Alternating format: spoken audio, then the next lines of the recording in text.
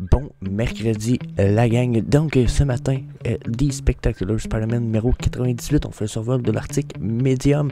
On a parlé hier, on en reparle aujourd'hui avec plus d'informations. Je vous le dis, I'm chill à propos de ce numéro-là. Pas mal plus cool que j'aurais cru qu'il aurait pu. Ensuite, on fait un survol de Drop News qui a été annoncé aussi, le Disney Wreck-It Ralph Arcade Character Series. Mais il y a de quoi de fucking spécial avec ça, fait qu'on fait un survol de ça, je vous donne mon opinion là-dessus. Ensuite, on s'en va voir du Disney Collectible Physical. Là, j'ai découvert de quoi ce matin, j'étais comme, oh my god, ça existe ça, fuck yeah. Puis, yeah, je trouvais ça fucking intéressant, donc on s'en va voir du Collectible Disney, donc accrochez-vous, on fait le tour de ça aujourd'hui, ça va, yeah, that's it. C'est Jess comme d'hab, j'étais avec TQ. Good morning. Bon show. Donc, first of all, The Spectacular Spider-Man numéro 94, qui, on a parlé hier, première apparition de Spot, qui se trouve être le méchant que vous voyez, la vache en noir et blanc, là, un peu partout. Là, on le voit pas bien, là. Bon, lui en arrière, ok? Que, je vous avoue, je trouve charisme hot comme super-héros. Je me rappelle d'avoir déjà vu, il me semble, un comic quand j'étais jeune. Vaguement, là. Puis j'étais comme, fuck man, il est dangereux, lui, il fait des trous partout. Tao, tu te prends un coup de poing d'en face, un coup de pied, what the fuck. Genre, non, je trouve ça cool comme villain. Puis je trouve ça encore plus cool que, là, ils ont donné un peu d'importance, ok? On l'a en waitlist drop blind box, bien entendu. Mais ce qui est intéressant pour moi, c'est que là, ce coup-ci, ils ont mis le prix à 6,99, ok? L'affaire, c'est qu'ils en ont mis juste 5000 versions. 5000 putain de versions totales, c'est vraiment pas beaucoup. Ce qui nous en fait pour même le Common se retrouve à 3000 éditions. Donc là, quand je vois ça, je me dis, oh yeah, I like that. I like that shit. Pas parce que, bon, c'est pas une piece qui en physique est super huge, là, ok? En physique, on a juste cette version-là ici, ok? Celle-là ici. Les autres versions qu'on a sur Vivi, c'est tout du Vivi exclusif, si on peut dire, ok? Puis, ça date quand même de 1984-85, si je me publié en 85-84, même si c'est écrit sur Vivi 1976, c'est la série, je me souviens bien, qui a commencé à ce moment-là. Donc, regardez, un physique gradé 9.6, c'est quand même 110 piastres. Donc là, on n'est pas dans le comic book super valuable, non. Sauf qu'on est dans un comic book qui est vieux, puis qui commence à prendre de la valeur un petit peu. Donc là, je pense pas qu'un jour ça va être le collectible qui va valoir 250, 60 000 ou 300 000. Mais c'est quand même carrément plus nice que beaucoup de pièces. Ça fait une belle petite ajout à votre collection. Ça reste un key moment à cause de l'apparition du villain. Donc, yeah, je trouve ça fucking nice. Puis surtout que là, possibilité de lier avec notre pièce digitale sur Vivi. Ça veut dire fuck yeah. Je chercher un beau petit gradé, là. Tiens, en ce moment, regardez, même ceux qui sont là. Il y a un bid ici à 53, mais un 9.6 pour l'instant, là, sont à l'entour de 250 et 300 pièces pour un très beau gradé comic book. Donc là, c'est quand même pas le petit comic book à Bibi que tu tiens dans ta collection parce que t'es pauvre et c'est tout ce que tu peux t'acheter. Là, 300 pièces gradé, ça commence à être cool. Ça commence à être pas pire en crise. Donc, puis là, ben, je dis ça parce que il y en a qui se rendent pas compte. Ça, c'est une autre affaire. Petite parenthèse, j'en ai tout le temps, ça fait 2 minutes que je parle. Ouais. Là, il y en a qui se rendent pas compte, hein, mais il y en a qui sont comme, ça vaut pas 3000 pièces, c'est pas en pièces physiques, c'est pas de la merde, c'est pas une belle pièce. Puis, saviez-vous que les collectionneurs, les vrais, là, les OGs, là, eux autres rendus là, quand, mettons, ils trippent sur The Spectacular Spider-Man, ben ils vont avoir de 1 à 300. Là, ils vont pas se soucier d'avoir nécessairement dire, oh, mais lui, il vaut juste 50 pièces. Non, non. Ils veulent celui qui vaut 50 pièces, même s'il est gradé à 100 pièces. Ils veulent. C'est des belles pièces. Ça fit dans la collection. Souvent, ce qui est épique d'une collection, c'est quand tu les as toutes. Ou que tu as presque toutes les versions, ou que t'as les versions qui sont toutes des key issues, des moments ou des key issues, hein, vous avez compris.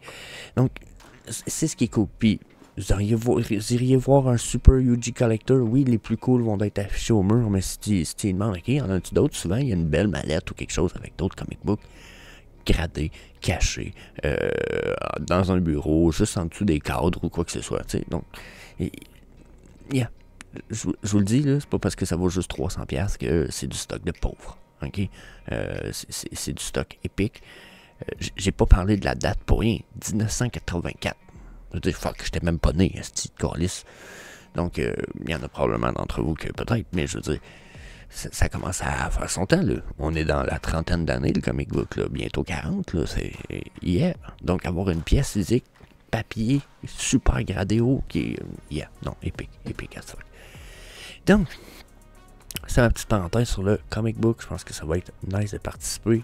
6,99 en plus. Fuck yeah. Fucking pas cher. Genre, même moi, je vais me rajouter le beau petit 10 gems sur mon VV app pour participer. Puis, si je réussis pas un flipping d'ici là, ce qui m'étonnerait un peu, mais quand même. So, yeah. That's it pour this part. Switch to the next.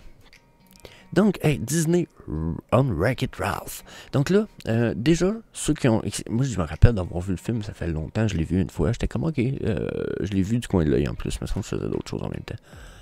J'étais comme, c'est pas mauvais comme film. C'est un bon film, avec un caractère épique, une espèce de...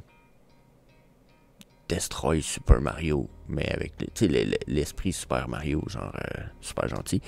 Donc, yeah, super nice. I like it. Les personnages sont cool. C'est Félix le Fix-It. Celui qui arrange tout dans le comic.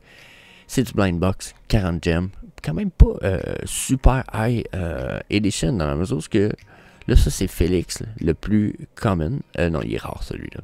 Ouais, c'est ça. C'est celui qui est le plus commun. Il y en a quand même juste 2012. Je pense que c'est un film de 2012 en plus. Je pense que ça pourrait faire du sens. Donc, quand même juste 2012. Ensuite, on a Ralph. 1489, 40 gems. Puis, on a Vanellope à 1000 éditions, 999 pour 40 gems, bien entendu. C'est le blind box. Ce qui est fucking épique. Là, est-ce que je les triple les caractères? Non, Vanilla, ok, cool. Puis même chose pour Ralph, puis pour Félix, ok. Le film est cool. Les caractères sont juste, ils ont juste comme rien de super spécial. On dirait qu'il leur manque tout un petit quelque chose. Tu sais, je sais pas quoi, mais c'est mon feeling. Pas en tant que pièce collectible, je parle en tant que personnage épique. Mettons, Wall-E, il y a quelque chose d'épique. Nemo, il y a quelque chose d'épique. Shrek, ils ont quelque chose d'épique. Ou Lawn dans Shrek, quelque chose d'épique. Je sais pas si vous comprenez, il y a une personnalité qu'on reconnaît presque parmi des gens, soit qu'on connaît ou qu'on a déjà rencontré. J'ai écouté Ralph, c'est cool, puis il était vraiment drôle, d'après ce que je m'en souviens, c'était un bon film. Mais c'est pas le film qui va toucher les gens, puis que les gens vont faire « Oh, Ralph, oh yeah, Ralph ». Tu sais, Moana a touché beaucoup plus de gens que Ralph It peut l'avoir fait. Donc, yeah, pas que c'est pas épique, mais ce qui est épique, c'est ce qui suit. Parce que là, ils nous ont fucking préparé de quoi avec Vivi, puis je vous avoue, je suis content dans la mesure où ils essayent une nouvelle méthode, puis je l'aime la nouvelle méthode parce qu'elle permet de onboard plus de gens dans le même système. On embarque, là, il y en a qui savent déjà sûrement. Ils vont nous donner un airdrop du Wreck-It Ralph Pencil, qui est ce crayon-là. Donc, c'est un crayon rouge. Il est écrit Walt Disney dessus. Wreck-It Ralph, avec le Ralph dans le top. Crayon pointu, c'est un crayon de bois super classique. N'empêche, ce qui est cool, c'est que il va y avoir plusieurs drops, puis une fois qu'on va avoir cumulé un crayon pour chaque drop, on va pouvoir les burn pour acquérir ça ici, qui est le Animation Deck Craft.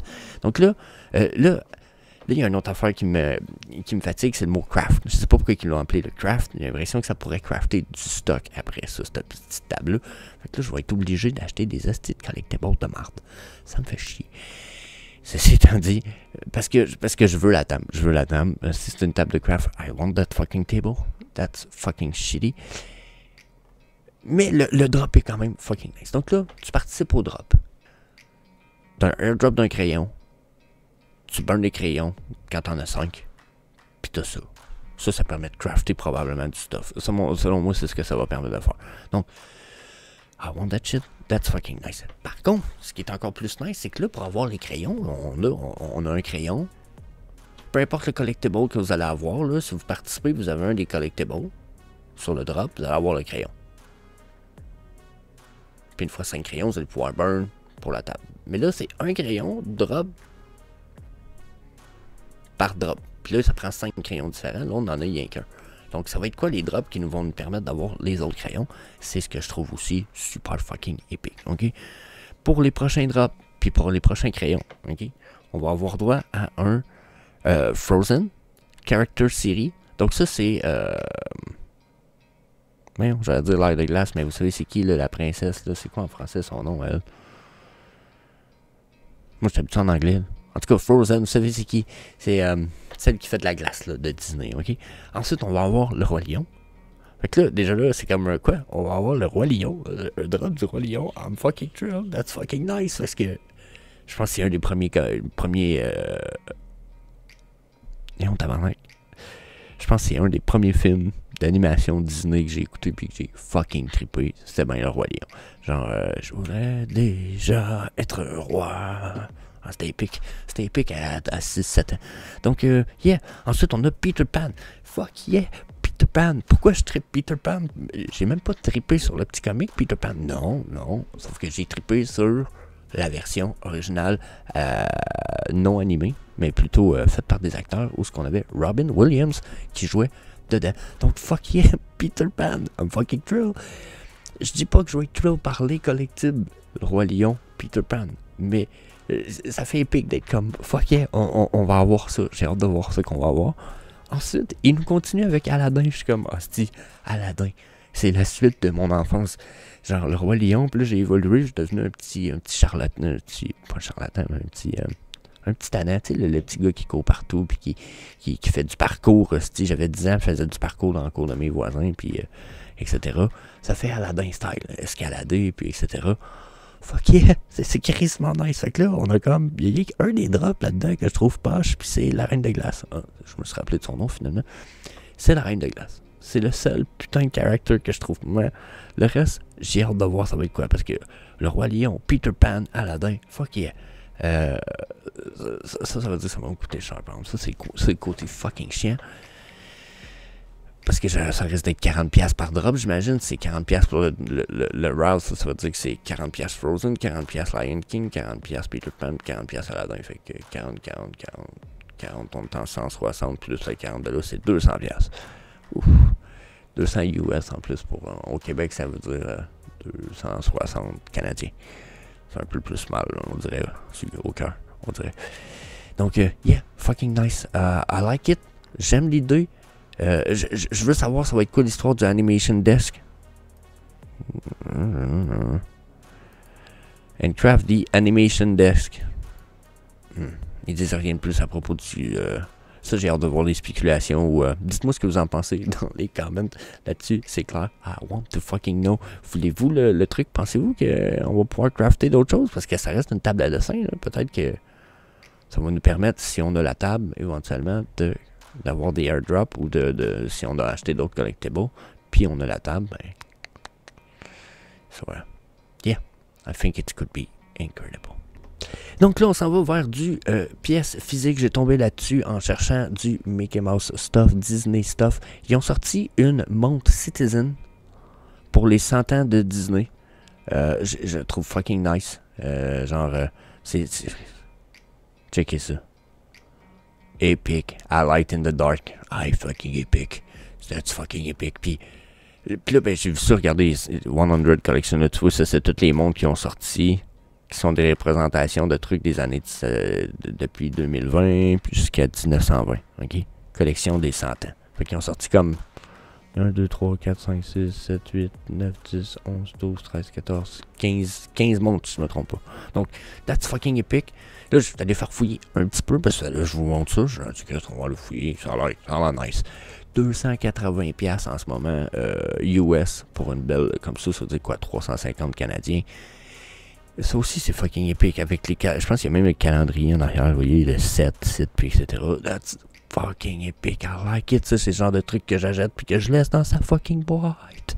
Genre, tu don't fucking touch that shit. Tu seals ça, tu mets ça dans une boîte protectrice. That's so fucking nice. Je veux dire, oh my fucking god. Puis là, ben, je veux pas, moi, je vais faire fouiller. On continue à faire fouiller. Ça, c'est celle de 1920. Fucking classique, un peu plus dans le style propre. Peut-être justement peut-être un peu style irlandais. Je sais pas, avec son coat, je sais pas trop, mais Steamboat Willie. Fucking nice. Checker la boîte. Sexy.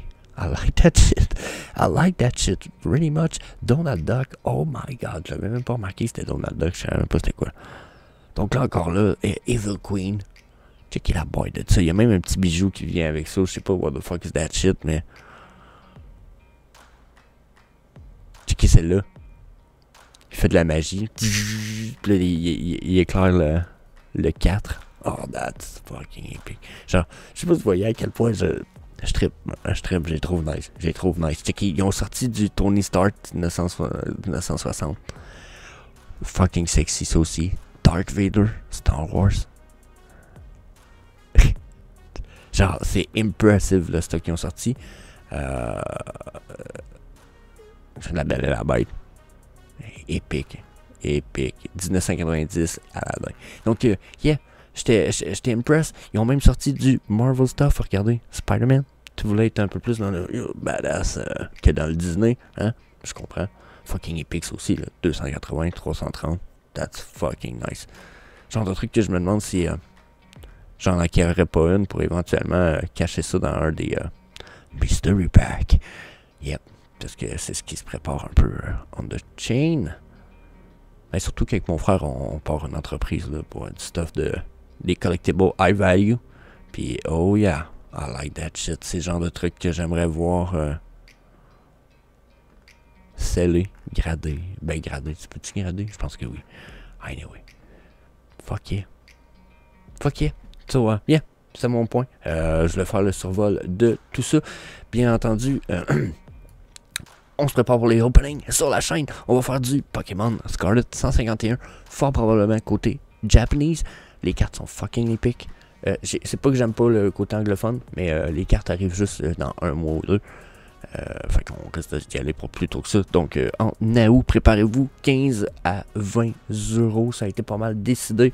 Ça va me prendre au minimum une bonne dizaine de participants pour le premier opening.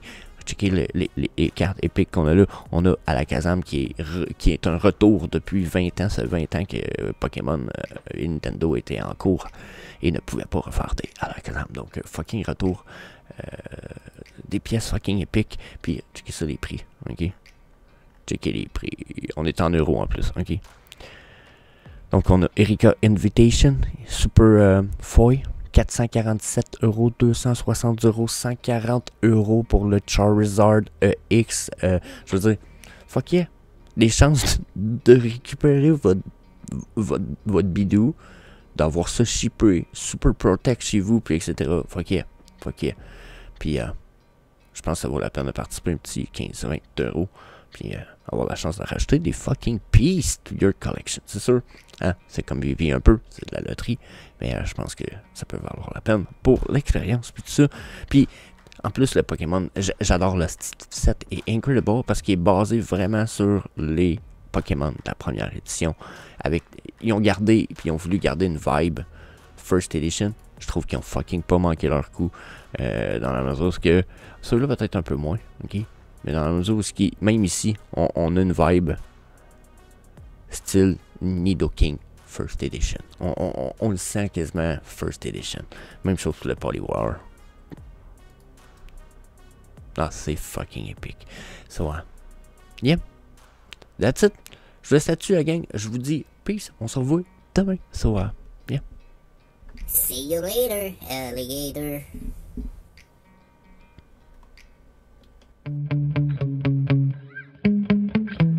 Yeah. Sometimes I get so mad, there's no controlling me. My thoughts get so bad, I'm like, I might grab a bat, I don't know. My wrath, my blood boils over like, oh God, here goes. I lost all feeling from my head to my toes. You said some shit that I can't let go, so just stay tuned.